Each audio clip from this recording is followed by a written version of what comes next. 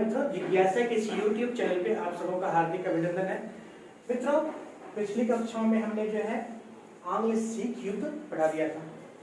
आज जो है मैं मुख्य रूप से आपको बंगाल के बारे में पढ़ाऊंगा और बंगाल के घटनाक्रम को आगे बढ़ाते हुए हम पलासी और बक्सर के युद्ध के बारे में भी विस्तार से अध्ययन करेंगे। तो सबसे पहले हम बंगाल के बारे में देखते हैं कि अंग्रेज जो है शुरुआत में अपना जो क्षेत्र चुना, अपना विस्तारीकरण जो किया वो मुख्य रूप से बंगाल को चुना। बंगाल सभी दृष्टिकोण से महत्वपूर्ण थी। वहाँ की भौगोलिक स्थिति जो है खास करके समुद्र के किनारे होने के कारण और अच्छी वहाँ की जो राजनीतिक प्रतिस्पर्धा अधिक होने के कारण जो है अंग्रेज को बंगाल अधिग्रहण करने में काफी आसानी हुई। तो देखा जाए बंगाल अधिग्रहण कैसे किया, इन चीजों के बारे में हम लोग अध्ययन करते हैं। तो जब मुगल शासनकाल था और सबसे शक्तिशाली मुगल शासक कहा जाता है अंत में वो औरंगजेब थे। तो औरंगजेब के शासनकाल में ही ये बंगाल जो है, जब औरंगजेब का शासनकाल समाप्त हुआ तो उसी समय जो है ये बंगाल को लेकर जो बंगाल का नवाब ये बनाया गया मुर्शीद कुली खां। ये मुर्शीद कुली खां केवल बंगाल के ही नवाब थे। तभी बंगाल में बिहार, उड़ीसा और बिहार तीनों रहते थे, बिहार, बंगाल और उड़ीसा। तो औरंगजेब के पश्चात जो है एक और शासक प्रमुख हुए थे। बीच में बहुत सारे शासक थे। तो हमें मुख्य रूप से देखना है कि फर्रुखसिया के शासनकाल में क्या हुआ कि ये मुर्शीद कुली खां को जो है अब बंगाल के साथ साथ उड़ीसा की भी नवाबी प्राप्त हो गई और 1722 ईस्वी में जो है मुर्शीद कुली खां पूर्ण रूपेण अपने आप को बंगाल का नवाब घोषित कर लिया। और एक्चुअली ये मुर्शीद कुली खां एक ब्राह्मण थे शुरुआत में। इसका नाम था राम जतन। ये हिंदू ब्राह्मण थे और बाद के दिनों में कन्वर्ट होके मुस्लिम बने थे। तो कन्वर्टेड मुस्लिम थे और बाद में ये नवाब बने बंगाल के। ये मुर्शीद कुली खां का शासनकाल ठीक ठाक रहा। इसका और अंग्रेजों का संबंध ये दोनों बेहतर आराम से चला, कोई दिक्कत नहीं हुई। इसके पश्चात क्या हुआ, मुर्शीद कुली खां का दामाद था सुजाउद्दीन। तो सुजाउद्दीन जो है ये और उसका बेटा ही था सरफराज खान। दोनों के बीच जो है एक युद्ध हो गया, पूर्णिया का युद्ध। ये मतलब कि राजगद्दी को लेकर संघर्ष हुआ सुजाउद्दीन और सरफराज खान के बीच। ये पूर्णिया का युद्ध हुआ था। इसके पश्चात एक प्रमुख शासक बने जिसका नाम था अलीवर्दी खां। ये अलीवर्दी खां और अंग्रेजों का संबंध कोई खास समस्याएं नहीं थी, किसी प्रकार की कटुतापूर्ण उसमें संबंध नहीं थे, अर्थात मित्रवत संबंध थे अलीवर्दी खां का अंग्रेजों से। अलीवर्दी खां कहते थे कि अंग्रेज जो है इसे अगर सही से रखा जाए, अर्थात मधुमक्खी की तरह ये इसका तुलना कर देते कि अगर अंग्रेजों के साथ मित्रवत व्यवहार रखा जाए तो वह शहद देंगे, अगर उसके साथ शत्रुतापूर्ण व्यवहार रखेंगे तो वह काट काट कर मार खाएंगे। तो जब अलीवर्दी खां अंतिम समय में थे, इसे कोई पुत्र नहीं था, 2 पुत्री थी। 2 पुत्री में से उसके 2 नाती थे। एक का नाम था सिराजुद्दौला जो कि अक्सर नाना के लाड प्यार में, मतलब कि ये नाना के नजदीक ही रहते थे, और दूसरा थे शौकत जंग जिसे कि पूर्णिया की नवाबी दी गई थी। और इसी शौकत जंग की मां थी घसेटी बेगम।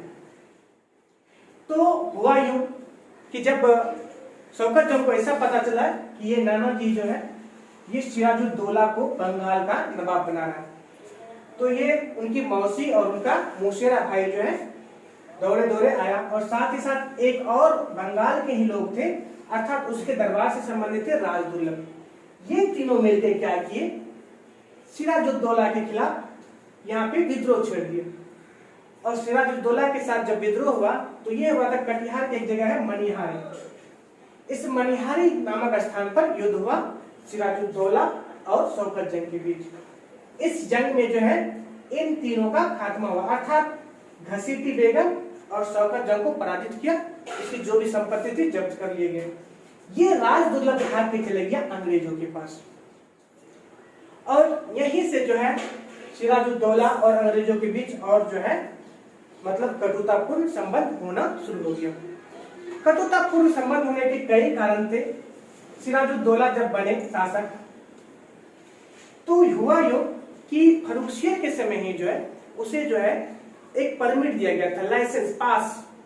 वो क्या करते थे, अन्य व्यापारी को भी वो पास जो है अपना पास देके उसको वहां दस्तक का दुरुपयोग कर रहे थे, अर्थात उसको जाने के लिए जो है खुद अपना लाइसेंस दे देते थे और उसका जो टैक्स होता था वो खुद वसूल लेते थे, नवाब को वहां पे टैक्स देने के लिए नहीं देते थे। इससे भी नवाब खपा थे। दूसरा क्या हुआ कि बिना नवाब की अनुमति से फ्रांसीसी और अंग्रेज दोनों जो है किलाबंदी कर रहे थे।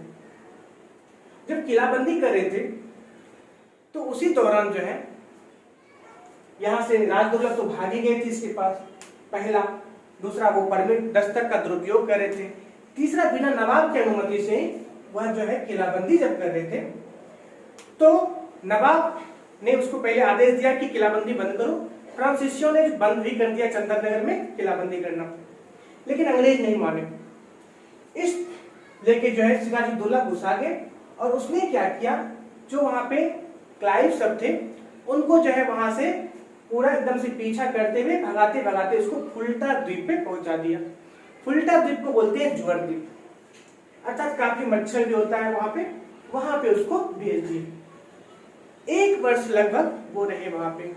इसी दौरान क्या हुए कि जब वो उधर चले गए तो कुछ अंग्रेज थे, उस अंग्रेज को क्या किए, ये सिराजुद्दौला एक 20 बाय 20 मतलब कि रूम था, उसमें क्या किए, बंद कर दिए। 146 लोगों को बंद कर दिए और बोला जाता है कि उसमें 146 लोगों को बंद करके बेचारे चले गए अपने ससुराल घूमने। और जब दूसरे दिन आया, पता नहीं सो नहीं होगा, उसको ध्यान नहीं होगा, तो देखा तो मात्र बचा था 23 आदमी, अर्थात दम घुटने के कारण जो है इसमें लगभग 123 आदमी मर गए थे। इस पूरी घटना को बताए थे हॉलवेल नामक एक व्यक्ति। हॉलवेल नामक एक व्यक्ति थे जो कि इस पूरी घटना, ब्लैक हॉल ट्रेजरी को भी बोलते हैं इसको, यह हुआ था 20 जून 1757 को। 20 जून 1757 को यह घटनाक्रम हुई। इसी दौरान क्या हुआ कि 1 वर्ष का समय मिल गया क्लाइव सब को अपने आप को तंदुरुस्त करने के लिए, और इस दौरान जो है ये सिराजुद्दौला निष्क्रिय पड़ गए। जब ये निष्क्रिय पड़ गए तो क्लाइव ने क्या किया, इसके राज दरबार के कुछ लोगों से, खास करके मीर जाफर, मानिकचंद और जगत सेठ, इन सब लोगों से मिले और वहां पे षड्यंत्र रचा, सिराजुद्दौला के खिलाफ षड्यंत्र रचा। मीर जाफर को बोला कि शासक बनना चाहते हो? मीर जाफर ने बोला क्यों नहीं। कहा बस कुछ नहीं करना है, तुम्हें बस एक ही चीज करना है कि कुछ नहीं करना है। जब यहाँ पे युद्ध होगा तो बस युद्ध में तुम्हें जो है इधर से लड़ना नहीं, बस सेना को आगे नहीं बढ़ने देना है। हुआ यूं ही, ये मीर जाफर थे मुख्य सेनापति और जगत सेठ हो गए मुख्य दरबारी और कलकत्ता का बैंकर था मानिकचंद। ये तीनों मिलकर क्या किए, यहाँ पे जो है इनके खिलाफ षड्यंत्र में भाग ले लिए। और भाग लेने के पश्चात जब सिराजुद्दौला वापस आया तो उन्हें लगा कि मेरी तो बहुत लंबी फौज है, काफी बड़ी फौज है, और उधर से जो है अंग्रेजों की तरफ से क्लाइव का छोटा सा फौज था, मतलब छोटा था, सैनिकों का दस था, और सोचा कि यहाँ पे जो है लड़ाई में तो जीत जाएंगे, लेकिन पहले से ही षड्यंत्र रचा जा चुका था। हुआ यूं ही कि पलासी का मैदान, बंगाल का एक जगह है पलासी नामक स्थान, वहीं पे जो है एक भागीरथी नदी के किनारे पलासी के मैदान में 23 जून 1757 को एक युद्ध हुई। उस युद्ध में कहा जाए तो एक षड्यंत्रकारी युद्ध था, जिसमें षड्यंत्रकारी का विजय हुआ और सिराजुद्दौला और क्लाइव, इधर से सिराजुद्दौला था और अंग्रेज की तरफ से क्लाइव नेतृत्व कर रहा था प्लासी के युद्ध का। और इस युद्ध में सिराजुद्दौला का मात्र 2 व्यक्ति उसके दरबार का, एक था मीर मदन और मोहनलाल, अंतिम समय तक ये मरते दम तक नवाब का साथ दिया।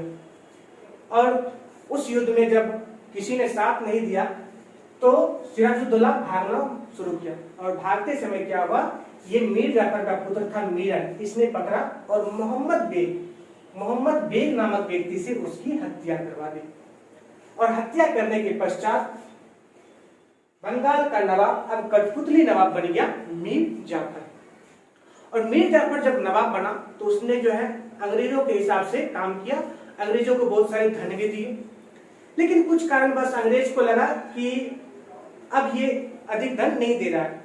जब काफी खजाना खाली हो गया तो उसे लगा कि अब ये धन नहीं दे रहा है। उसके पश्चात उसने क्या हुआ कि यहाँ का शासक बना दिया बंगाल का अगला शासक मीर जाफर के पश्चात मीर कासिम को। देखते हैं मीर कासिम के बाद क्या होता है। तो मीर कासिम जब बन गया शासक तो शुरुआत में मीर कासिम ने उसको काफी रुपया दिया। तो उसे कहा कि ये तो एक क्रांति के समान है। वहां के एक विद्वान ने बोला ये तो एक क्रांति हो गया, लेकिन क्रांति वगैरह कुछ नहीं था। शुरुआत में उसका लूट काफी किया।